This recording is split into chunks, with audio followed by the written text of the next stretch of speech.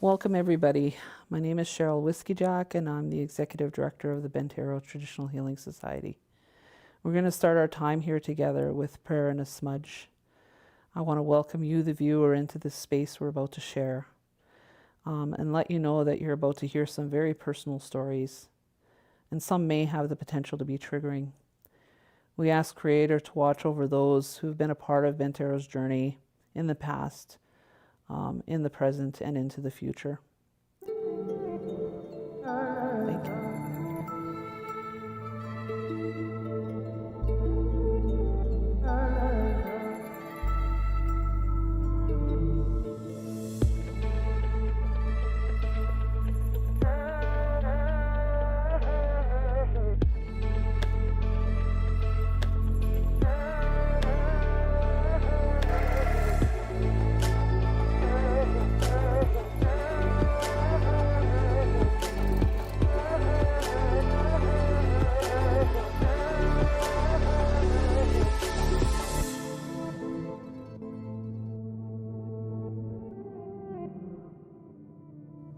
Ambo thechwa dagua. Mie tataga ne met. Se ham jasta chaje makubjet. Washitu chaje james Tom Snow e mangyabuan. Kaki minisni daha nechi titakta pinchi waunzat. Then Bentero Traditional Healing Society then simne hejaun chaujium ganans. About 11 years ago, Bentero had, like I was looking for a job, and Bentero had this circle keeper position open.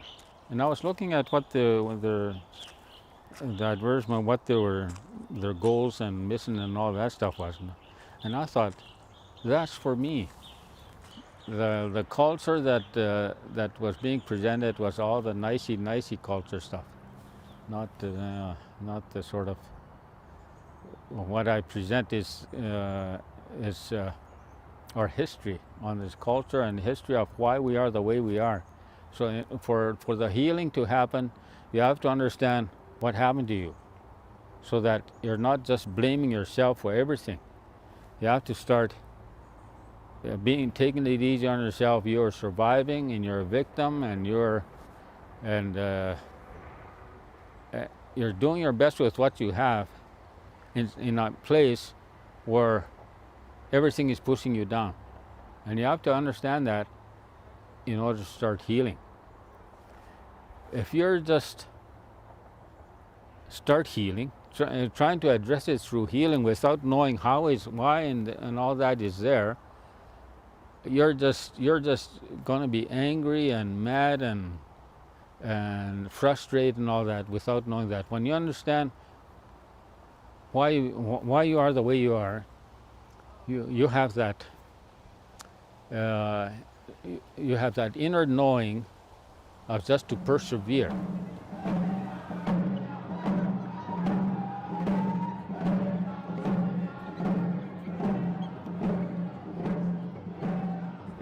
Kitata miskatina wow. We ho in miko bi so isko nisigason maga opami Joanne Wood nisigason. Ninigiguak nuftawipan igwa nigawipan Harvey and Amelia Wood. Gamio sa chick ginusiwak ochiniya maga amaskochis waskeganik miguach niwigan. Aya sipita ganip ipikiskin wahamago siyan osam inoti nihiawian. I remember being taken, and all I could see back in that day was people wearing like white coats or white suits, and of course you had the police there too. And being put in this car, and when I saw my nukum and my And most of them, they were standing by the door because he was holding my grandmother and she was crying. I'm sorry, it's kind of emotional, but I could just see her cry and my grandfather holding her. And of course I was crying and I was wondering, what's going on? Why is this happening? And who are these people? Like, all these emotions were running through me, and it's like, I've never been taken, I've never been away from home like that.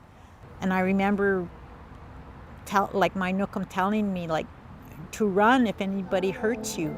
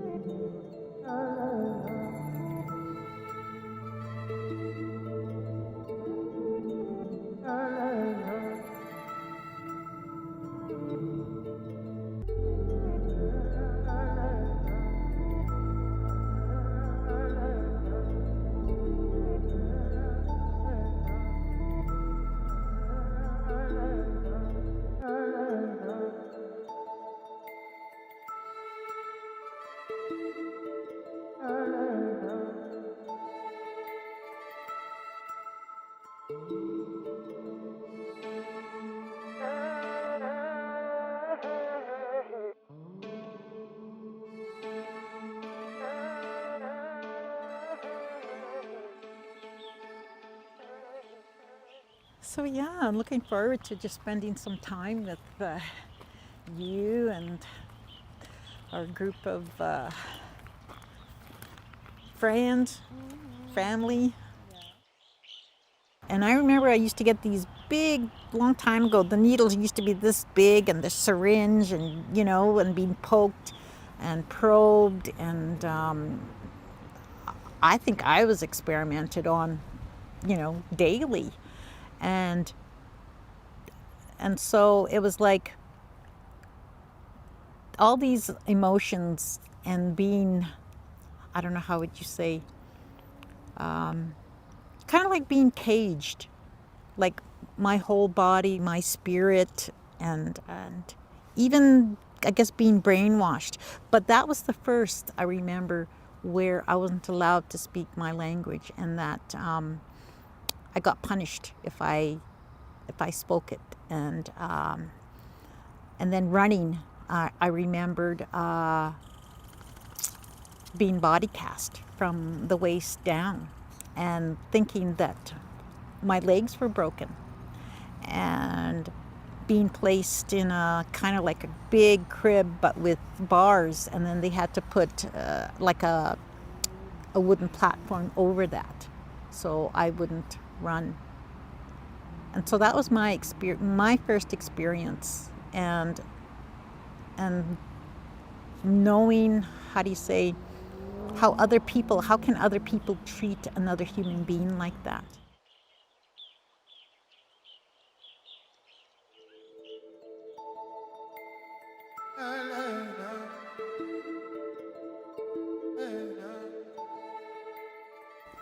I was in a ravine and I was trying to end my life. I had enough and I felt like a failure at everything. So I tried to end my life, but the branch broke. I laugh about it now, but at the time it wasn't very funny. But the branch broke and I went tumbling down a hill. And someone pretended to be nice to me and want to help me, but I ended up being left in a tent on a very smelly, foamy, abused, and left out to die, pretty much. And I was withdrawing, so I had a hard time getting up. So I laid there and I cried and I slept and I cried, and it started raining. I had no shoes. And I decided to get out of the tent because I was like, I got to get out of here. This is, and some lady stopped me. After all the people that walked past me laughing at me, there was one lady that stopped and asked if I was okay.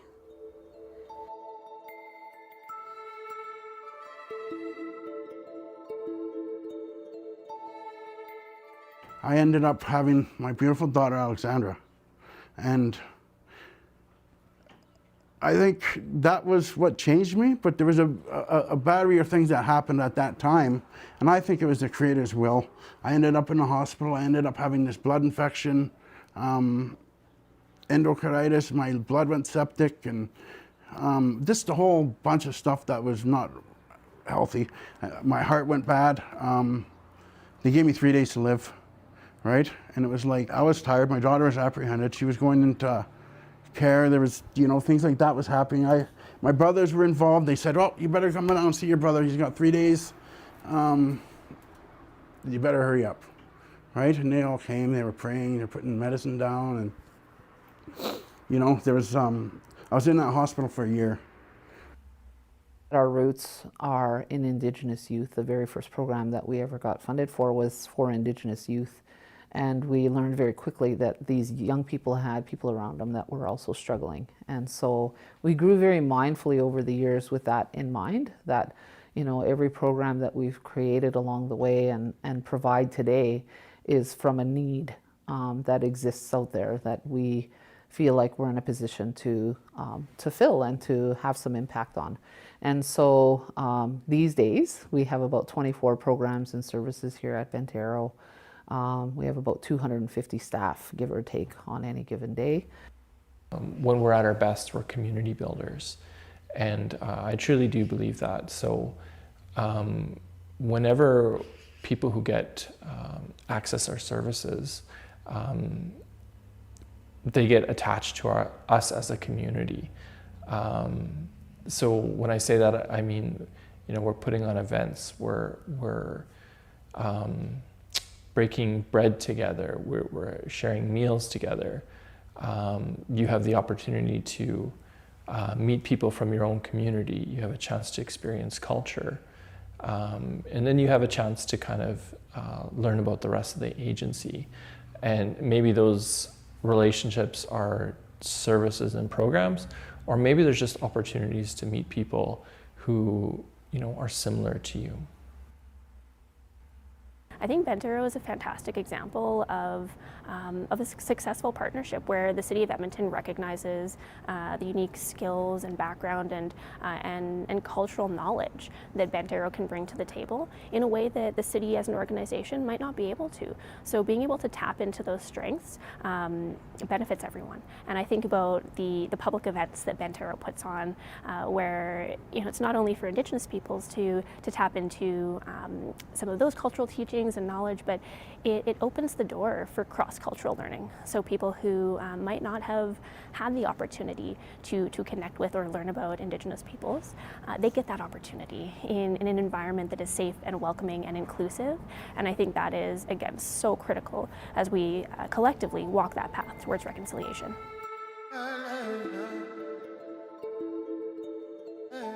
Community events are like part of our identity and part of who we are. So I think of their benefit in a couple of different ways. So I like to think if we serve the community in a fun, engaging, no stress way, like we would with maybe our Great Pumpkin event or our community Christmas dinner, we're kind of starting out on a good fit. We're inviting good engagement. Our events open a door to interacting with the community. A lot of our people don't trust services, right? And so something like Soup and Bannock or our Christmas party, maybe those will help them trust us a little bit so we can get in the door and start work on the hard things that are kind of hard to work through. We also have soup and bannock regularly, and I think this is like a very core part of who we are.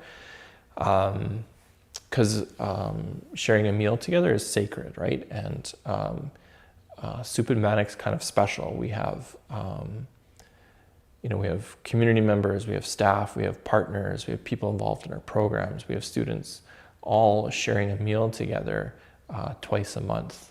And for those who've come to soup and bannock, you can kind of see it's special. It's a great way to kind of interact with each other. And I don't know if many organizations do stuff like that. And I think I'm kind of proud that we do it.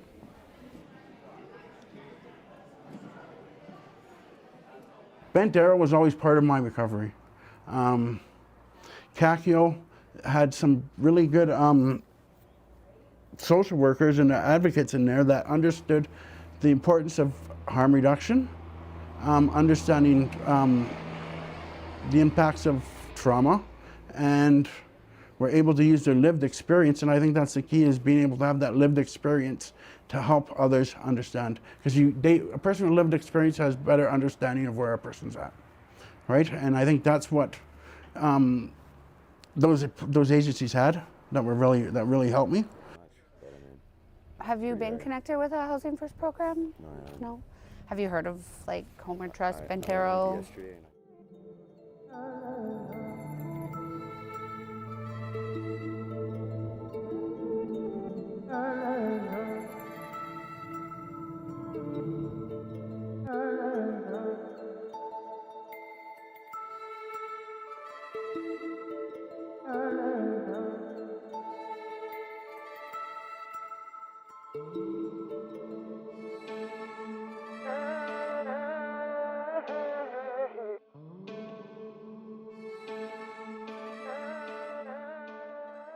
So my kids weren't taken away from CFS. I knew I had a problem, so I asked family for some help. Bent Arrow helped me reconnect with them.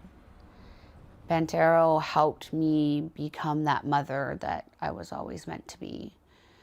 My worker at the time at Bent Arrow, introduced me to new things that I could do with my kids to bond with them.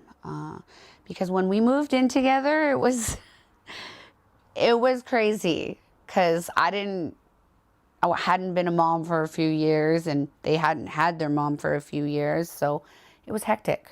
There was a lot of yelling and screaming and just trying to connect. But my worker at Bent Arrow at the time sat with me and really helped me with that piece, and helped me look into some parenting classes and just different ways to bond with them. My mother drags her. Well, I had 3 boys, but 2 boys into the gutters of the streets of Edmonton. We're not from Edmonton. The hospital brought me here. That lady telling me that I'm one of those kind people out there that's why I do my job. For me, it's certainly been my child, my daughter. That has been the foundation for me. However, I think the cultural part of my healing journey has been what, for some reason, I think every time I put that tobacco down every morning with my daughter, that's getting me something. That's doing something for me. I don't know what it is, but it sure does. I think purpose is what's important. And I think a lot of times culture can facilitate that purpose, right? And again, families, connecting families, that gives people purpose. And I think that's what a rent house does well, is it's family oriented. We're repairing ruptured relationships within families so that the family unit can thrive and our communities can be better. My name is Phyllis, and I'm one of those children. When I was 6 years old, my granny bought me a brand new orange shirt for the first day of school.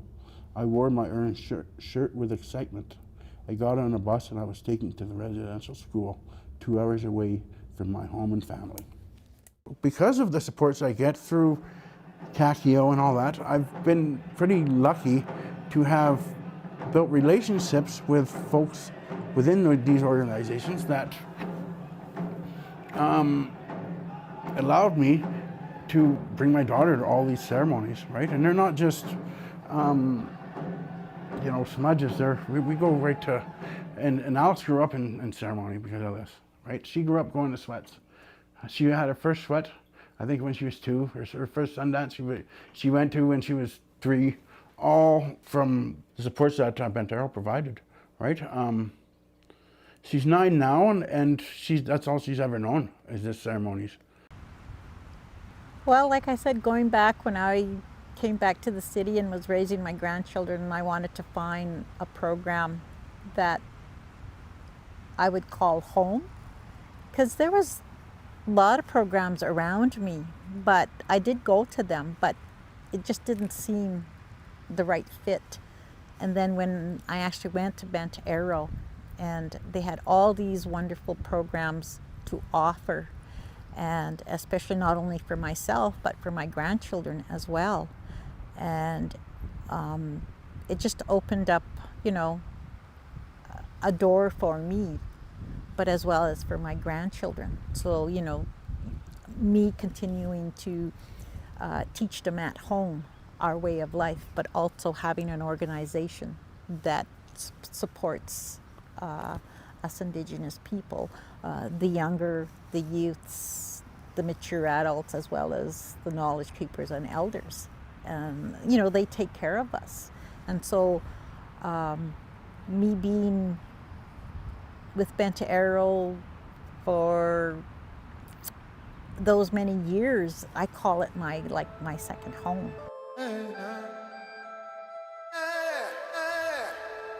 I mean, I try not to gloat. Is that the word? I don't think it's gloating. But you know what? I am proud. I worked hard. I worked hard to get to where I am today. And I still have a lot of family still in addiction and toxicity. That part hurts because I'm like, there's so much more to life and they don't see it yet. But because I've come from experience, I understand that you can't force somebody to change. You just have to meet them where they're at. And hope and pray that one day they'll see for themselves as well. Yeah, but Here, go this way. Yeah. Right? Great idea. Thank you, hon. Work together and we come up with great ideas. Yes, let's go love thing. When I got the call and the offer letter for the job, I was through the roof excited. Bentero's been a part of my life since I was a little girl. So now I get to be on the other end, which made me feel really good. And I got the stuff done I needed to do, like my criminal record check, child intervention check. I just felt this overall achievement, and it felt really good. And with the Renda House, that's been really kind of helpful for me too, because I do see a lot of old people that I used to know come through the building, right? And you know, they're pretty respectful of it and that. I think people like to see people that have overcome things. And for me, there was a time I think people I think even now they'd say Mike was probably a face of addiction, but now he's one probably the face of healing.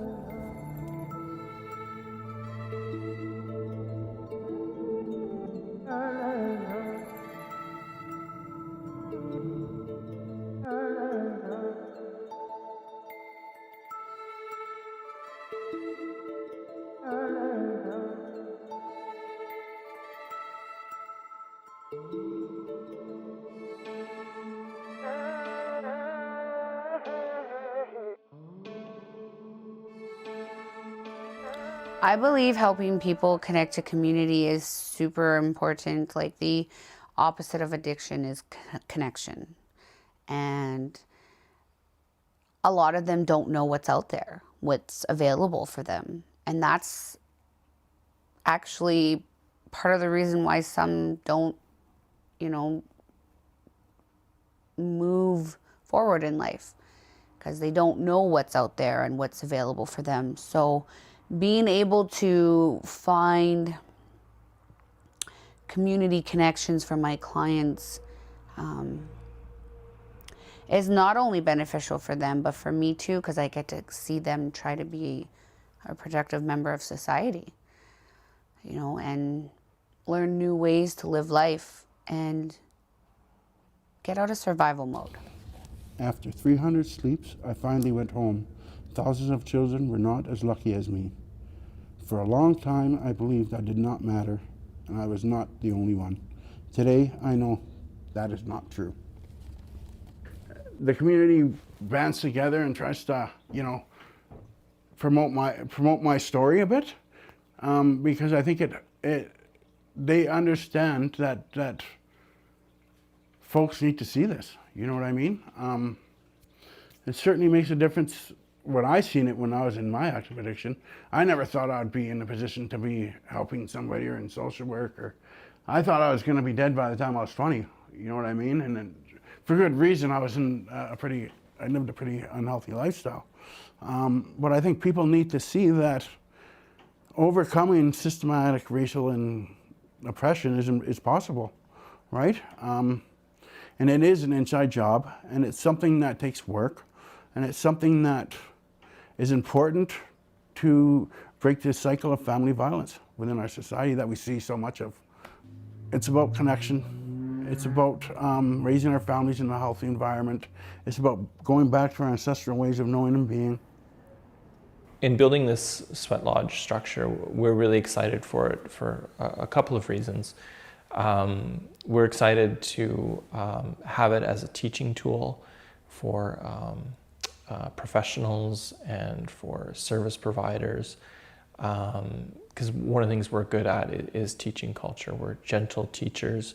The other big plus of having the sweat lodge here is it's almost, again, like an act of reconciliation. So lodges and ceremonies were outlawed for Indigenous people. If you're driving around the city, you'll see churches, you'll see mosques, you'll see other places of worship, but you won't see any sweat lodges. And so we're really happy and really proud to build one in the city so that it'll be accessible and available for community.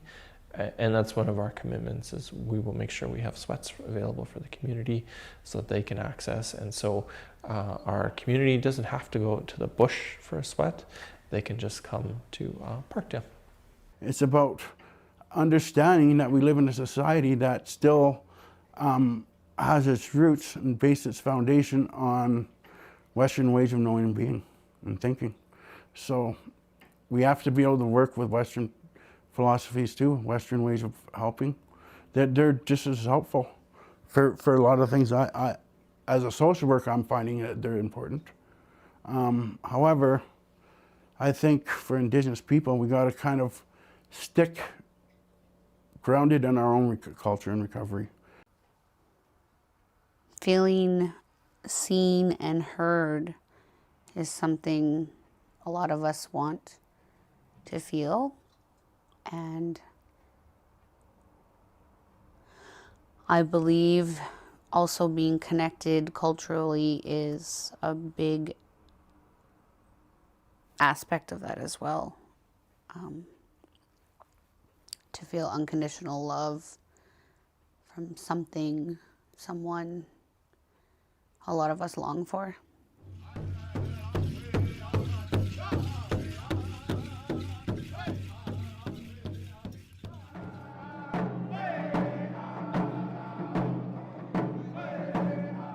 People come to Edmonton for the opportunity that, Edmonton or a city of our size provides.